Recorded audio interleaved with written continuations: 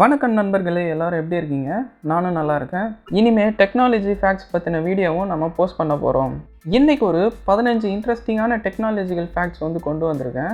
என்னென்னன்றதெல்லாம் video பார்த்து தெரிஞ்சுக்கோங்க.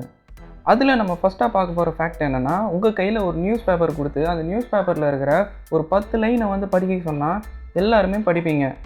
அதே 10 லைன் உங்கள் ஃபோனில் படிக்க சொன்னாக்கா கண்டிப்பாக நியூஸ் பேப்பரில் படிக்கிற அளவுக்கு உங்கள் ஃபோனில் அவ்வளோ ஸ்பீடாக உங்களால் படிக்க முடியாது.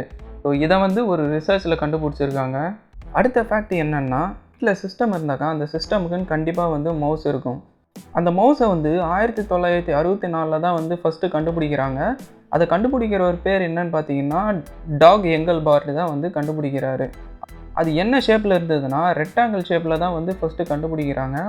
அதுவும் வுட்டுனால் செய்யப்பட்ட ஒரு மவுஸ் தான் சொல்கிறாங்க. ஆக்சுவலாக அந்த மவுஸ் ஃபர்ஸ்ட் டைம் ஒர்க் ஆகவே இல்லை. ஸோ ஒரு செகண்ட் டைம் கண்டுபிடிக்கும் போது தான் அந்த மவுஸ் ஒர்க் ஆகியிருக்கு. இந்த உலகத்திலேயே இன்டர்நெட் ஸ்பீடு அதிகமாக கிடைக்கிற இடம் எதுன்னாக்கா நாசா தான். நாசா சயின்டிஃபிக் ரிசர்ச் சென்டரில் தான் நம்மளுக்கு 91 GB/செகண்டில் இன்டர்நெட் ஸ்பீடு கிடைக்குது. 91 GBனாக்கா அப்போ ஒரு செகண்டில் 100 படம் டவுன்லோட் பண்ணலாம் போலே. ஸோ அடுத்த ஃபேக்ட் என்னென்னா, நாசா எவ்வளோ பெரிய ரிசர்ச் சென்டர்னு நம்மளுக்கு எல்லாருக்குமே தெரியும். அவங்க 2005 ஏப்ரல் 1ஆம் தேதி மார்ஸில் தண்ணி இருக்கிறதா கண்டுபிடிக்கிறாங்க. அதை நியூஸ்லேயும் சொல்கிறாங்க. எல்லாருமே நாசாவை பாராட்டிகிட்டு இருக்க அந்த டைமில் நாசா திடீர்னு ஒன்று சொல்கிறாங்க. அது என்னென்னா, நாங்கள் மார்ஸில் தண்ணியை நாங்கள் கண்டுபிடிக்கல, எல்லாருமே உங்களை ஏப்ரல் ஃபுல் பண்ணுறதுக்காக தான் நாங்கள் இப்படி சொன்னோம் அப்படின்னு ஒரு குண்டை தூக்கி போடுறாங்க. இதையெல்லாம் கேட்ட மற்ற கண்ட்ரீஸுக்கு எப்படி இருக்குன்னு கொஞ்சம் நினச்சி பாருங்கள். அடுத்த ஃபேக்ட் என்னென்னா, மொசில்லா ஃபயர்ஃபாக்ஸ் எல்லாருக்குமே தெரியும். அதோடைய லோகோ எப்படி இருக்குன்னா, ஒரு உலகம் இருக்கும். அந்த உலகத்தை சுற்றி ஒரு விலங்கு சுற்றி இருக்கிற மாதிரி இருக்கும். அந்த விலங்கு எல்லாருமே ஃபாக்ஸாக தான் இருக்கும் அப்படின்னு சொல்லி நினச்சிட்டு இருந்தாங்க. நானும் நினச்சிட்டு இருந்தேன். ஆக்சுவலாக அது ஃபாக்ஸே கிடையாது, அது ரெட் பாண்டா. இந்த ரெட் பாண்டாஸ் வெறும் ஏஷியாவில் மட்டும்தான் இருக்குது. ரொம்பவும் சுறுசுறுப்பாகவும் ஹைப்பர் ஆக்டிவாகவும் இருக்கும். ஸோ அதனாலே இதுக்கு அந்தளவுக்கு எங்கள் வெப்சைட் ஸ்பீடாக இருக்கும்னு அவங்க சொல்லியிருக்காங்க. ஸோ அடுத்த ஃபேக்ட் என்னென்னா, ரோபோட் அப்படின்ற வார்த்தை எல்லாருமே கேள்விப்பட்டிருப்பீங்க. ஸோ அந்த ரோபோட்டுன்ற வார்த்தை எந்த நாட்டிலேருந்து வந்ததுன்னா ஜெக் ரிப்பப்ளிக் தெரியும்ல, அந்த நாட்டிலேருந்து தான் கண்டுபிடிச்சிருக்காங்க. ரோபோட்டா அப்படின்றது தான் அதோடைய ஃபுல் நேமு. ஸோ அதை சுருக்கி ரோபோட்டுன்னு வச்சுருக்காங்க. ஸோ ரோபோட்டா அப்படின்ற வார்த்தைக்கான அர்த்தம் என்னென்னா, ஜெக் ரிப்பப்ளிக்கில் ஃபோர்ஸ்டு லேபர் அப்படின்னாக்கா கூலி ஆளுங்கன்னு அர்த்தம். நெக்ஸ்ட் ஃபேக்ட் என்னென்னா, ஒரு மனுஷன் ஒரு நிமிஷத்துக்கு கண்ணை எத்தனை டைம் பிளிங்க் பண்ணுவான்? 20 டைம் பிளிங்க் பண்ணுவான். அதே ஒரு கம்ப்யூட்டர் யூஸராக இருந்தாக்கா ஒரு நிமிஷத்துக்கு வெறும் 7 டைம் பிளிங்க் பண்ணுறதா சொல்லியிருக்காங்க. நெக்ஸ்ட் ஃபேக்ட் என்னென்னா, 1956 ஃபஸ்ட்டு வீடியோ கேமரா ரெக்கார்டரை கண்டுபிடிக்கிறாங்க. அந்த வீடியோ கேமரா ரெக்கார்டரோட சைஸ் எவ்வளோன்னு பார்த்தீங்கன்னா கிட்டத்தட்ட ஒரு பியானோவோட சைஸ் அளவு இருந்துதான்.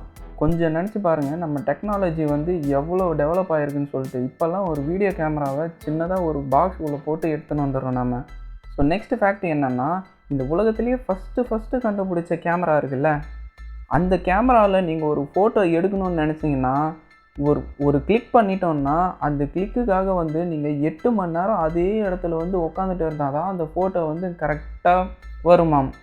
ஸோ அடுத்ததாக நம்ம பார்க்க போகிறது ஜிபிஎஸ் எல்லாருக்குமே தெரியும். ஜிபிஎஸ் கிட்டத்தட்ட முக்கால்வாசி டிவைஸில் இப்போ வந்துச்சு. நம்ம வெஹிக்கலில் கூட நிறைய ஜிபிஎஸ் யூஸ் பண்ணுறோம்.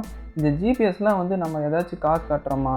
இல்லை, அந்த ஜிபிஎஸ்லாம் நம்ம காசே கட்டுறது கிடையாது, ஃப்ரீயாக தான் நம்ம யூஸ் பண்ணிகிட்டு இருக்கோம். ஸோ இந்த ஜிபிஎஸை ஆப்ரேட் பண்ணுறதுக்கு $20 மில்லியன் தேவைப்படுதான் ஒரு நாளைக்கு. இந்த மணியெல்லாம் எங்கேருந்து வருதுன்னா அமெரிக்கன் டேக்ஸ் ரெவன்யூலேருந்து கலெக்ட் பண்ணுறாங்க. அடுத்ததாக உங்களுக்கு சொந்தமான டொமைன் எத்தனை பேர் வச்சிட்ருக்கேன்? இந்த உலகத்திலேயே நிறைய பேர் லட்சக்கணக்கில் கோடிக்கணக்கில் டொமைன்லாம் க்ரியேட் பண்ணி வச்சுருப்பாங்க.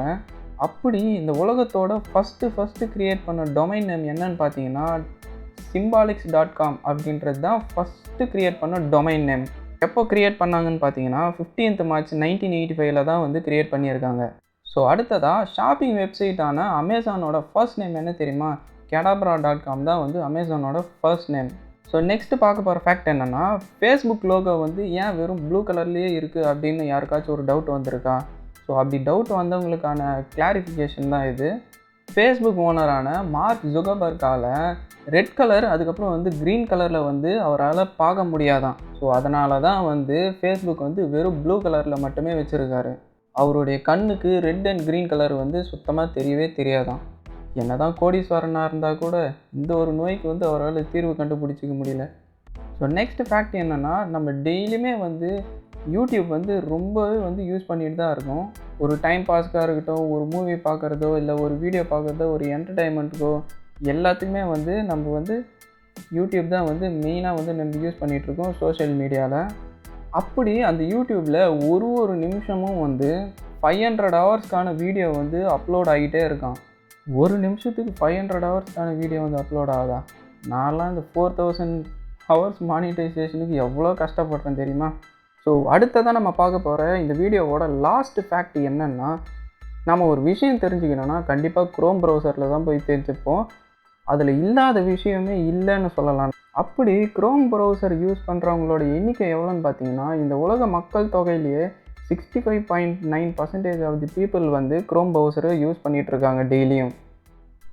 என்ன நண்பர்களே, எல்லாருக்குமே இந்த 15 ஃபேக்ட்ஸ் வந்து பிடிச்சிருந்தா லைக் பண்ணுங்கள். அடுத்த ஃபேக்டில் உங்களை எல்லாரையுமே நான் சந்திக்கிறேன். பாய்.